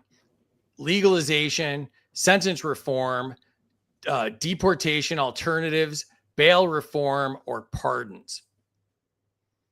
All great, but you got to go with that first one, legalization. We do not have the most criminal population in the world, but we by far have the largest incarcerated population in the world. And the reason for that is we are criminalizing things that don't need to be criminalized. We are generally good people. As Camelia said, right, that fear of our neighbors or fear of what could happen with more freedom is really doing a lot of damage to us. And we see this perpetuated by the Republican and Democrat parties as they stoke fear of what your uncle thinks. They make your brother your enemy, right? And so we get scared, and so we say maybe crack does need to be something the government takes care of. Maybe this morality is something the government needs to take care of. And then we forget that, when I have the government take care of, that doesn't mean it's getting taken care of by Mother Teresa. That means it's getting taken care of by Donald Trump and Jeffrey Epstein. That means it's getting taken care of by Joe Biden and George Soros, right? These are not the people that we want taking care of these things. So legalize. I actually prefer the term decriminalize. Just erase it. Government shouldn't have anything to do with that. But yeah, if my option is legalization, yeah, legalize everything. Victimless crime, commit them. Loving people break bad laws. Good people break bad laws. Bad people follow bad laws. All right, Austin, to you. Who gets hurt most by tariffs? Families, entrepreneurs, farmers, exporters, or consumers? Man, that is a stupid question. Or at least it's a good question with really stupid answers, because entrepreneurs can be families, entrepreneurs can be exporters, families can be farmers, consumers will be farmers. So when you say who gets most hurt most by tariffs, the answer is here. Families is the, if you want everybody to like you, you say families. If you want to sound like Mr. Scrooge or something, say entrepreneurs. But of course it's families, because people just don't see how much people spend when you. The problem with the tariff is that the type of tax, it's a regressive tax, and so it hurts people who are poor and middle class the most. The other situations, the other people, the entrepreneurs and businesses, they tend to be the wealthier side of society. So when you're talking about who gets hurt the most, it's going to be the poor and the middle class families, because they have a smaller amount of their budget that they can afford to go for their necessities. So families is the correct answer, the right answer, the true answer, and it's probably the most heartfelt answer that you could give. All I heard is that you said my question was stupid. So let's just It's move not on. a stupid question. It's a great question. It's just the responses are all really stupid, because literally everybody has families that are entrepreneurs, farmers, exporters, and consumers. All right, that's not fair. All right, Camellia, to you. Alternatives to government economic intervention. Which one's best? Private contracts, arbitration, self-regulation, market forces, or consumer choice? I mean, there's good in all of these, but I'm going to go with market forces. I think that free market forces are in every area of our lives, whether it's in the education of our children or in the money that we spend on goods and services. And it's not a guarantee that things will be great, but it is the guarantee of more opportunities to make it great. All right. Hody, to you. Who should decide war policy? Congress, president, Pentagon, voters, or the UN? With those as my options, it's got to be the people who actually have to die and pay the price for those wars, both the financial and physical price. That would be the voters. That said, I am obviously, my Christian influence is going to inform me a bit here. War should basically never happen. Even if we go to the wars in like the Old Testament, look at what Isaiah said about those wars. They put Israel in a tremendous amount of danger. I highly recommend a book called Follow Civilizations. It's also a podcast, if that's more your thing. Talks about how civilizations fall. And one of the ways is by making enemies that we didn't really need to make from foreign nations, by being overly cruel, by massacring them. Voters should absolutely, if there absolutely must be a war, let it be the people who will bleed for that war and who will pay financially for that war, and their children and their children's children. Let the people with the most skin in the game do it. But even then, man, unless God tells me to declare a war, I'm not doing it. I agree, man. Austin, to you. Who benefits from tariffs? Politicians, corporations, special interests, protected industries, or lobbyists? All of the above. The politicians benefit the most, but the reason why they benefit is because it's concentrated benefits and dispersed costs. The people who get the protection are going to, when you, as our reverend friend would know, when you rob Peter to pay Paul, you can always count on the support of Paul. So the politicians and their cronies, they get the concentrated benefits. The rest of us who have to pay the higher prices, we get the dispersed, the poop end of the stick, right, Reverend? That is well said. I believe that's the biblical term. Good job, Austin. Yes, thank you. And I did it without cursing. You did good. All right. Camellia, to you. Ways to encourage competition. What's the best? Deregulation, ending subsidies, lowering taxes, consumer choice, or trade freedom? I don't know how to pick one of those. Oh my gosh, the best way. Gosh, Put it back on the screen for you here. Thank you. Like I'm trying to decide. That's really hard. Deregulation, ending subsidies, lowering taxes, consumer freedom, or trade freedom? I mean, consumer freedom, because I think everything else flows from that. Okay. Hody, to you.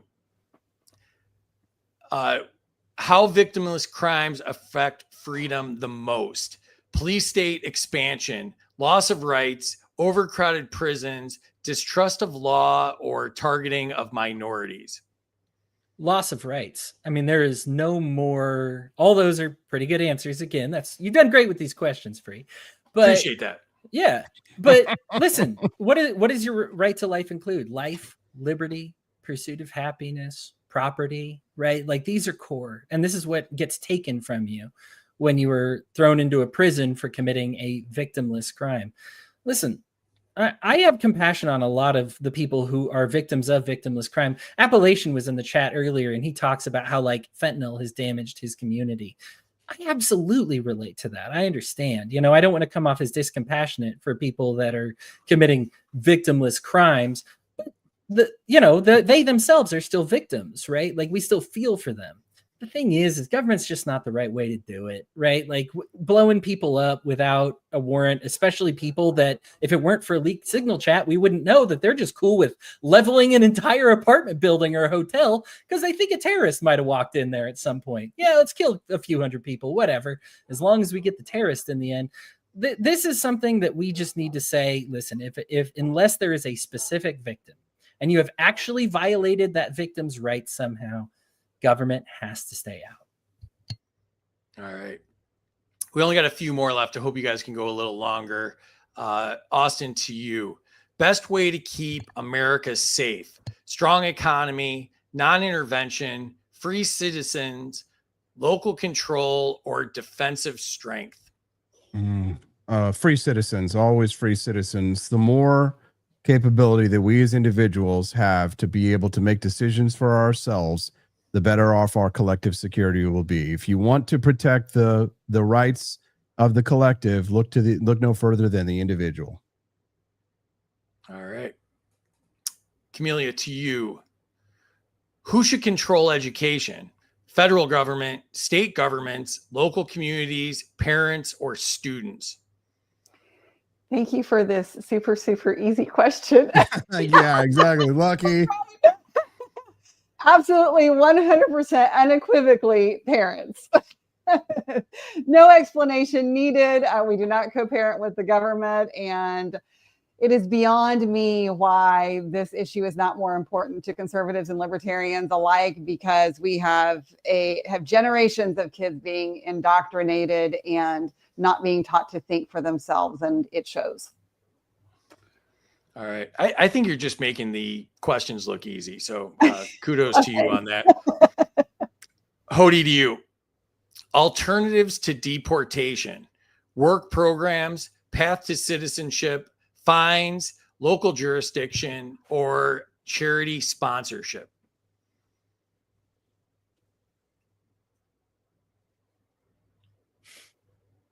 Or something that's not on the menu. Work programs, path to citizenship, fines, local jurisdiction, or charity sponsorship were the options I gave. Yeah. I appreciate you offering a chance for me to say something else. I want to stay within the format. So I guess I would go with local jurisdictions, right? These are communities that largely get to decide, what the shape of that culture is. But I mean, if it's up to me, look, they're people. It's either a God-given right or a paper-given right to have the right to life, liberty, pursuit of happiness, and property. These people either get to be here or they don't, not on my say-so, not on a politician's say-so, especially because those politicians, who are they moving to the front of the line? Oh, are you from Europe? Are you like a big government lover? Oh, sure. Canada? Oh, please come on right in. We're gonna make this real quick for you. Oh, are you are you an agorist from some place who really had an evil government, is looking to downsize quite a bit? Yeah, we'll get back to you in 30 plus years on that one. We'll let you know, right? Like, I'm an open borders guy. The immigrants are human beings, and I don't treat people different. I don't treat children of God, my siblings in Christ, different, regardless of where they're born. I know that's not going to be popular with some folks in the chat. Sorry, Kilburn. I appreciate that you're a big Trump, big anti-immigrant guy, but I love immigrants. They made this nation wonderful. I encourage everybody to read The Guarded Gate. The same people who crafted our restrictionist immigration policy literally designed the Holocaust for the Nazis. It is not a cool thing. Marx had his own thing, right? So if we want to go far left, right on the spectrum on this one, I am from the center position that human beings are human beings. I'll go local jurisdiction just because it's the best answer of the one given, and that people should be able to say, hey, anybody who wants to can come into our jurisdiction, right? They can open the borders for their jurisdiction. So I think that I would be satisfied with that as a compromise, but ultimately I don't compromise on human beings' rights. All right, 3 questions left. We are in the end here. So, Austin, to you. Future of national security should be localized, defensive, transparent, deterrence through power, or limited? Deterrence through power. The best way to fight is to not have to fight. So if you can deter a threat, then you don't have to fight. The best way to fight, not fight. Mr. Miyagi say best defense, no be there. So if the opponent thinks or knows, if your opponent thinks you have one of these and thinks you might use it, then they're probably not going to attack you. So speak softly and carry a big stick, I say. All right. Camellia, to you. Who should decide speech limits? Government, courts, social media companies, communities, or no one? I thank you again, by the way. No one, like let the people expose themselves for who they are so that we know their true colors, and no one should limit speech. All right. Last question of the night to you, Hode Man. Who benefits most from government control? Big corporations, lobbyists, politicians, bureaucrats, or crony contractors? All right, I can make this a quick one for you. It's the people doing the controlling directly, right? The politicians. They keep themselves in power. They are, by the way, the leading mutual fund in the United States. Oh, it just mimics all the trades that your Congress members do, right? And that's how you have to know it's a derivative, right? They're at the center of it. Either we've elected a bunch of the best stock marketeurs ever and we voted for them, or they're manipulating things. They're the manipulators. Everybody else on that list is culpable. But again, if we're getting at the root of the problem, politicians every time. All right. Put your scores in the chat here. Tell us what you thought tonight. Tell us who you think won. We had a really good match tonight. Let's jump into the chat and see what everybody thought one last time. Points to Austin for lowering small business regulations. Points to Austin for channeling Carol Roth. Points to Cam for nuclear energy. Points to Cam, nuclear. Mine is to Austin. Spending is the biggest economic drag, far outstripping the economy's ability to grow out of debt. We've already had the world's greatest economy by a wide margin. Elon bashed his head against the wall because he's autistic. That might be a Tylenol problem there. Minus to Hody. Average IQ in Congress is 95. I'll take the under. Bray says banks. The casino always wins. Chris has got a lot of negative points to Trump. A huge amount of negative points to Trump there. Points to Camellia for giving Trump a 5. 1 point to me for triggering his OCD with the first bullet point on every pick one game show. That's a Google problem. That's not me. Points to Camellia for fear standing in the way of innovation. You take Tylenol when you have a fever from an infection, but let's overlook that and just blame the Tylenol. Your words, not mine. Phil's here. What's up, Phil? Points to Hody for the facts on Trump. Negative to Hody. Politicians aren't well read. Their assistants are. Me? What did I just can't eat one? Oh, my answers were good. Thank you. I'll take it. Points to Cam for being fearless as that Chihuahua that yells at my German pinscher. Points to Cam. I should have said regulation. Good explanation for fear. Points to Hody. Attack the foundational problem, the war on drugs. Points to Cam. Fearless, hear me roar answer. Points to Austin for the Vin Diesel answer. I have no idea. Family. Yeah. Points to Hody for looking like Vin Diesel. Points to Hody for staunchly standing against the war on drugs. Points to Austin for saying Free's question is stupid. Casey, I try to be nice. I mean, that's all I can do. Negative to Austin for thank you, Phil. I appreciate you, Phil. Negative to Austin. His light is out. I mean, his on-air light. We went dark there. We went dark there. we got angles. I got angles too, but I got to move my laptop and stuff. I'm not as sophisticated. This is a test thing. This isn't even on the internet. Points to Cam. May the market force be with you. Points to Hody for the hardcore anti-war stance. Amen to that. Always lowering taxes. Let's do that. Points to Cam for not saying consuming freedom. Negative to Virginia. Cat's watching the Florida State game. So negative 100 for each panelist. Why? They expressed trust in the central planners. None of them have mentioned agorism. No, Hody did that. Are you muted, Hody? What did you do? No, I was doing it silently. I didn't want to interrupt you with the charades. That was I like did mention agorism. like a silent movie thing. Right. I might have done it after that though. So to be fair to William, yeah. Well, and then Scientific gave points to everybody that didn't mention agorism. Shoot. Points to Camellia for homeschooling her kids. Points to Camellia for parents controlling education. Points to Camellia. Yes, parents must oversee education. Yep, another one for the education. Points to Hody for sticking to the rules. Points to Hody for informing me that immigrants are humans. I thought that's where we got avocados from. Negative to Hody, borders should be closed. Points to Austin for the Karate Kid reference. Points to Austin, best defense, no be there. Points to Austin for quoting Mr. Miyagi. Negative to Hody, we disagree on the border. And Hody wins, so I'm adding 100 points to him. And all right, let's see where we ended up here. And I'm so bad at this, so it takes me a second. So we got to do, there we go. There it is. Carrie had to add an irrational number. I feel bad for her. Camellia, like end to end, won it all with 25-55, just squeaking it out. 101 points more than the Hode man.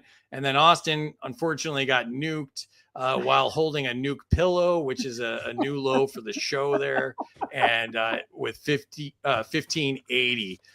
So what did you think, Austin? Came in last, but I'm a huge fan, so I'm just going to say that up front, but you came in last. What did you think? I'm not everybody's cup of tea, but some people like me. My dad likes me. Camellia and I are friends. No, I'm glad. I just wanted to have fun and be here. I like to think, I don't consider myself an orthodox anything, so I don't really fit in with any crowd. Because I'm always the type of person really just to think for myself and to never just accept what somebody says as the gospel truth right away. And Camellia actually really inspired me recently when we were talking about politicians. She said, "I'm beyond trusting, only verify. Trust, no trust, only verify." So greatly inspired by her, and thank you for bringing Camellia on the show tonight, guys. I was glad that we got to hang out because her and we always do our show together Tuesdays and Thursdays in the mornings, the Wake Up America show, and she's a total blast. You guys should definitely check it out. Tuesdays and Thursdays at 8 a.m. Central. Camellia and I go at it, and we play a game on the show called Make Camellia Blush. And the whole objective is the game is just for me to embarrass Camellia so much that she turns bright red. and her chicken butt red lipstick is actually pale in comparison to her red cheek. So check out the Wake Up America show if you haven't yet, you guys, you'll love it. And thanks for the invite. Yeah, plug anything you want to plug too, please. Yeah, Wake Up America show is at rumble.com/AP for Liberty. That's rumble.com/AP for Liberty. It's 5 days a week, Monday through Friday, 7 to 9 a.m. Central Time. That's the Wake Up America show. And if you love those sweet Javier Malay Afuera kicks, get those there at the Grift Shop at thegriftshop.com. We've also got, I believe, the only children's books ever written about Grover Cleveland and Calvin Coolidge. So 2 of the most libertarian presidents. Check out those books again at thegriftshop.com. And thanks a lot. Yeah, and I got the shoe right here because I'm so professional. I just wanted to say I got the shoe right here. Love the Great shoes. shape. Beautiful. Yeah. Huge fan of yours and appreciate you doing this. Hode, man, you broke the Grumblings media streak of 3 consecutive wins. But other than that, a great showing. What'd you think? Oh, it was a lot of fun. You know, last time I won was like my birthday, and a lot of people decided to help me, because it was my birthday, guys. And so I think I did like 6,000 points or something goofy, right? Like it was a lot of fun. I already have my one Ron Paul holding the Ron Paul trophy. I'm happy that somebody else gets it. I'm satisfied with one. I'm the non-competitive person. I did want to say, Austin, Camellia, man, it was fantastic talking to you both. Austin, I don't think we've spoken since we worked on your campaign or anything, but it was a good time. Camellia, I love your homeschool stuff that I found online. You guys are just, it was just really an honor to talk with everybody here. Free for hosting, Terry for keeping track of the points. This is just such a cool system. It's such a cool little environment that you guys got going on. I know we have some significant disagreements. Obviously, that's what happens, but we talk about them. Like I said, if I believe the immigrant is a child of God, I guess I'll take the pill and say Austin's probably a child of God too. So, I'll just handle that, right? I'll try to square that away in my prayers tonight. But no, I'm just joshing you. Honestly, it's just a lot of fun. As far as my stuff goes, the Love First Christians, if you look for me, I'm at the Hode Man on Twitter, or you can just find me at Hodey Johns, HODEYJOHNS, over on Facebook. You will find a link to our Discord group, the Love First Christians. That is my primary thing. I am kind of removed from politics because I decided I wanted to actually be smarter than a politician instead of becoming one. And so I am mostly doing faith stuff, but obviously there's a lot of liberty in that Bible of ours. So that's kind of what I'm doing these days. Also, please find me at on the Free for All. It's a Thursday evening show, 10 o'clock p.m. on the Eastern time. So even if you got a busy day, it's a great one to unwind with. They always put the bad football game on Thursday night, so I'm grateful for that. So if you need something else to do, Big John and I are always talking about some good stuff. Big John almost single-handedly carried me to victory here. I appreciate that. And Austin, you're a good sport because I think that nuke, if I'm doing the math right, might have actually given you the win without it. So you guys were both deserving to be ahead of me. So I will take my silver medal and run like crazy. Well, the whole idea of the nuke is for it to be completely unfair because, the government picks winners and losers. So the nuke did what it does, So, but yeah, Hody, huge fan of yours and, love the show you got with Big John. And, thank you for doing this again. But Camellia, you are the big winner tonight. And you didn't even have to blush that much to do it. What'd you think, Camellia? Well, this was a lot of fun. And I thank goodness for, I'm not a big believer in feminine privilege, but I will take it. And so shout out to all of the ladies in the chat. I see you. There are more than 2 libertarian ladies out there. So I know there's not a lot of us, but there are more. No, this was great fun. I don't have a lot to promote other than, I do Austin's show Tuesday and Thursday, like you said, twice a week. And, it was Austin who pushed me into doing this sort of thing. Otherwise, I would have never thought that I would be doing any kind of media, but I do it quite a bit now. But I will say, back in the day when it was just on radio, he said his bosses liked me because I came in and kind of tempered the zaniness. Can you imagine that? Austin zany. So anyway, we have a lot of fun. We talk about a lot of cultural issues too, as well as like the nerdy, probably even more than the nerdy political policy issues. I do all of the nerdy policy wonk issues here at the state level in Missouri. So if anybody's in Missouri and you ever need anything for that, hit me up. That's what I'm here for. But otherwise, it was great fun. Thank you very much. I am now a huge fan. I just like to say, I've seen you on Austin's show, but I didn't know you at all. And, you did a great job tonight. And I think, you went end to end. And I think that says something about, how you speak to the public and, that you have really good, well thought out ideas that really communicate well to people. So congratulations on that. Let me add Terry back in here. Terry, what'd you think tonight? I think they kept me busy. That's what I think. and these people in the chat, I got to tell you, -1, +99, -20. Casey was actually going after my last nerve tonight. So congratulations, Casey. You did get my last nerve. Great job. That's usually free wins that award. But other than that, you guys were all great. I enjoyed the show. Lots of great answers. Camelia, I'm really looking forward to you and I talking some more, and I hope to see all of you again real soon. Great show. And, Terry does all the hard work here. So much love to Terry for all she does and getting this going and getting great panels like this together. So I just want to jump back into the chat 1 second because there's some great comments. And Steffi's got the griftshop.com in there. I wanted to show that out. Austin said, thank you to everybody. I don't hate that you might have think differently on topics than I do, even though I am right. I enjoy listening to other perspectives. Kilburn, appreciate you, brother.